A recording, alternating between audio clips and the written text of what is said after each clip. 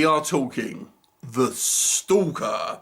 This one is directed by John Giorgio, that's probably more like it, John Giorgio, and written by Michelle Lewis. So this is quite a short film. I actually think it could be classed as a short rather than a feature, as I think a feature has to be 71 minutes or more, I believe. But this is actually more or less about an hour, so it's quite a short film, or you might want to call it a long short or whatever. And it's meant to be like a throwback to the slasher films of the 80s, but it almost, in a way, feels more like a 70s throwback in a lot of ways. And what's the story? So we have this kind of well-off family. The dad who works in some type of business, and we see him sort of sack this guy somewhat callously just so he can kind of have his bonus at the beginning of the movie. His wife, who everyone seems obsessed with, and their two sort of sons, a teenager and a young boy. And there seems to be like this stalker that seems to be particularly after the wife, and there is an accident that happens where the wife accidentally shoots someone because she thinks it's a stalker, and it's like the mailman or something, and they for some reason decide to bury the body rather than just calling the police. But there you go, and they decide to run off to their holiday home and try and get away with it. But this stalker follows them, and what will happen? You have to watch the movie to find out. Okay, so first of all, what works? Okay, obviously a extremely low budget movie. However, on the plus side here, I would say the direction is actually somewhat professional in regards to technical standards.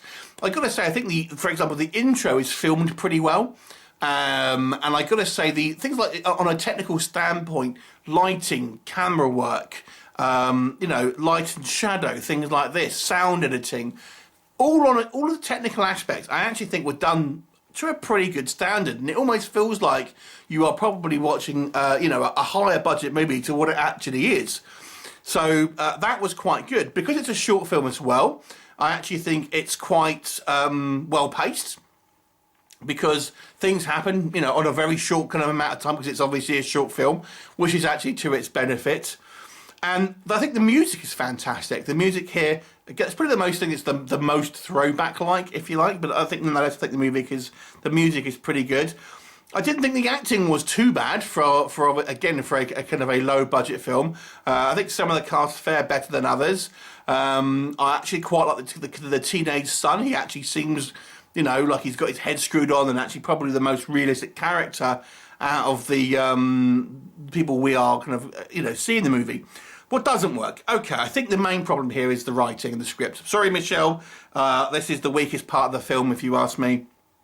So, why do I say that? Okay, it just seems there is some massive leaps in logic here. So, as I've mentioned, the family decide to dispose of this body without really any much hesitation. And I didn't feel there was enough good a reason for it. It was legitimately an accident. I don't think it would have been, even manslaughter, to be quite honest with you. Especially as she had just phoned the police and that there was someone stalking her. I honestly don't think that was, again, it's poor writing. What else was poor writing? The killer. I didn't understand what he was doing, because he seems to be killing people who are only very tangentially related to the family and not the family themselves. And when he is able to kind of like get to the family, he doesn't do it. It just seems like an odd thing, and I didn't really understand why this guy was killing these other people. It just seemed it needed more context to it.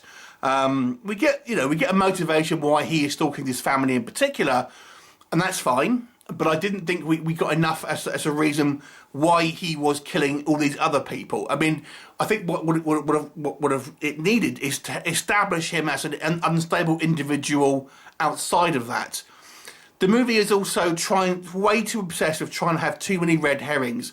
It gives us all these potential suspects that are acting so over the top, kind of like weird towards the wife. It's just like, it just is silly, unfortunately, just like over-the-top silliness. I think the movie is trying to show you how paranoia can affect people's lives. I think that's the message here that it's trying to do, and how these people are making kind of rash decisions because they are worried about obviously what they have done, and this potential guy who's kind of stalking them and stuff like that. But there was no real... it just wasn't put on screen well enough, I don't think. There's no... The killer had no context. And unfortunately, it's not really a particularly gruesome film at any point either as well.